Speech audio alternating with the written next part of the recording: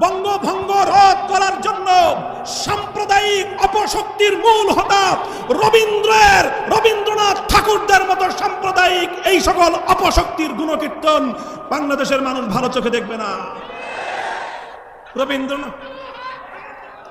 রবীন্দ্রনাথ ঠাকুর সাহিত্যিক মানুষ, তার সাহিত্য পড়বেন, কবি মানুষ, তার কাব্যের অনুসরণ করবেন, কিন্তু তার বস্তা পচা সাম্প্রদায়িক মুসলিম বিদ্বেষী সেই দাদা বাবুদের খবরদারি এবং আধিপত্যের চেতনাকে যদি বাংলার মাটিতে আমদানি করার, আবার নতুন করে পুনর্জীবিত করবার পায়তারা করা হয়, একসঙ্গে বুকের রক্ত দিয়ে প্রতিহত করতে হবে। এক নম্বর কথা, 1905 সালের বঙ্গভঙ্গের সেই চেতনাকে আবার আগামীর বাংলাদেশে পুনর্জীবিত রাখতে হবে। 1947 সালে ভারতবর্ষ থেকে ব্রিটিশদেরকে বিতাড়িত করে আমাদের পূর্বপুরুষগণ এই মাটিকে স্বাধীন এবং মুক্ত করেছিল। সেই মুক্ত স্বাধীন মাটিতে সর্বপ্রথম ব্রিটিশ বিতাড়নের বিজয়ের ওই শুভক্ষণে ব্রিটিশ বিরোধী 190 বছরের স্বাধিকার আন্দোলনের বিজয়ের উদযাপনের সময় স্বাধীনতার পতাকা উত্তোলন করেছিলেন আমাদের পূর্বপুরুষ, আমার দাদা উস্তাদ আল্লামা জাফর আহমদ উসমানী রহমতুল্লাহি আলাইহি। কাজী আলেম সমাজ যেভাবে 190 বছর পর্যন্ত ব্রিটিশের বিরুদ্ধে, আধিপত্যবাদী শক্তির বিরুদ্ধে লড়াই করে যেই জাতিসত্তা গঠন করে দিয়ে গিয়েছেন, যে আমানত আমাদের কাছে রেখে গিয়েছেন পূর্বপুরুষদের পক্ষ থেকে প্রদত্ত, সেই আমানতকে রক্ষা করার জন্য জান কোরবান করতে হবে, জানের বাজি লাগাতে হবে। প্রস্তুত থাকবো তো? 1905 সালের চেতনা উজ্জীবিত থাকবে, 1947 সাল উজ্জীবিত থাকবে, 1971 সালে জালিমের বিরুদ্ধে মজলুমের গর্জে ওঠা হাতিয়ারের চেতনা আগামী বাংলার মাটিতে পুনর্জীবিত থাকবে, উজ্জীবিত থাকবে ইনশাআল্লাহ। 71-এর চেতনা জালিমের বিরুদ্ধে মজলুমের লড়াই, 71-এর চেতনা বৈষম্যের বিরুদ্ধে লড়াই, 71-এর চেতনা সমস্ত আম্বিয়া কেরামের আগমনের যে মৌলিক চেতনা ছিল, সেটা হলো দুনিয়া থেকে সকল জুলুম এবং বেইনসাফি, সকল বৈষম্যকে উৎখাত করে ইনসাফ কায়েম করা, সেটাই ছিল 71-এর চেতনা। কাজে আগামীর বাংলাদেশ বিনির্মাণে অন্যতম মৌলিক বুনিয়াদ হবে 71-এর চেতনা। তবে 71-এর পরে নতুন গজিয়ে ওঠার এক চেতনার নাম 72-এর চেতনা। এই 72-এর চেতনার অর্থ হলো 7 কোটি বাঙালি মানুষের লড়াই এবং মুক্তির সংগ্রামের মধ্য দিয়ে শত সহস্র শহীদের বুকের রক্ত দিয়ে অর্জিত 9 মাসের মহান মুক্তির সংগ্রামকে ভারতীয় দাদা বাবুদের চরণতলে বলি দেওয়ার চেতনার নাম 72-এর চেতনা।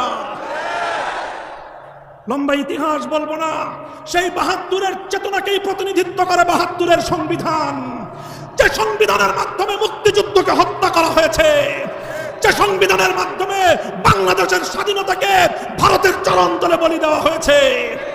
আগামীর বাংলাদেশ 72-এর চেতনার মাধ্যমে 71-এর চেতনাকে হত্যা করার ষড়যন্ত্রকে প্রতিহত করবে ইনশাআল্লাহ। সুতরাং 72-এর ভারতীয় আধিপত্যবাদের চেতনা বাংলাদেশে আর চলতে দেওয়া যাবে না, কথা পরিষ্কার। এরপরে সর্বশেষ 2013 সাল থেকে 2024 সাল এক সুবিশাল এক যুগের সংগ্রাম, যে সংগ্রামের সূচনার ডাক দিয়েছিলেন আল্লামা আহমদ শফী, যে সংগ্রামের মঞ্চে শাহাদাতের মঞ্চ প্রস্তুত করেছিলেন আল্লামা জুনায়েদ বাবুনগরী, সেই শাপলা চত্বরের 2013 সালের 5ই মের চেতনায় 2024 সালের 5ই আগস্ট গণভবন থেকে ফ্যাসিবাদের বিতরণের মধ্য দিয়ে বিজয় অর্জন করেছে।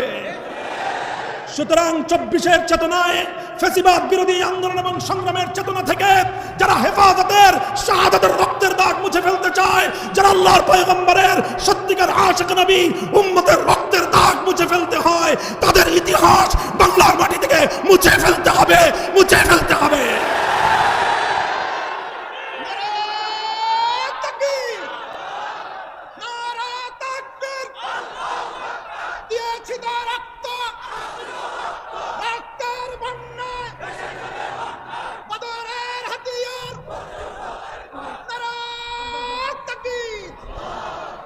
আমি পরিষ্কার বলতে চাই, এই 4-4টি মাইল ফলক 1905 সালের বঙ্গভঙ্গ, 1947 সালের ব্রিটিশ বিরোধী স্বাধীনতা অর্জন, 1971-এর মহান মুক্তিযুদ্ধ, 2013 থেকে 24 পর্যন্ত ফ্যাসিবাদ বিরোধী আন্দোলনের এই চেতনা, এটাই হলো বিগত শত বছরের, হাজার বছরের আমাদের শ্রেষ্ঠ অর্জন।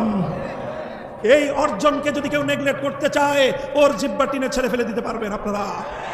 কেউ যদি এই চারটি চেতনার যে কোনো একটার বিরুদ্ধে বাংলার মাটিতে কথা বলবার দুঃসাহস দেখায়, আপনারা ওর বিরুদ্ধে অবস্থান করে প্রতিহত করবার ঘোষণা দেবেন। নাম উল্লেখ করলাম না, অনেকে অনেক নামে আখ্যায়িত করে। আমি শুধু বলতে চাই, ফজলুর রহমান সাহেব মনে রাখবেন, বাংলার মাটিতে আমরা ভাড়াটিয়া হিসেবে থাকি না, রক্ত দিয়ে কেনা, নিজের বাপের রক্ত দিয়ে কেনা মাটিতে বসবাস করি আমরা।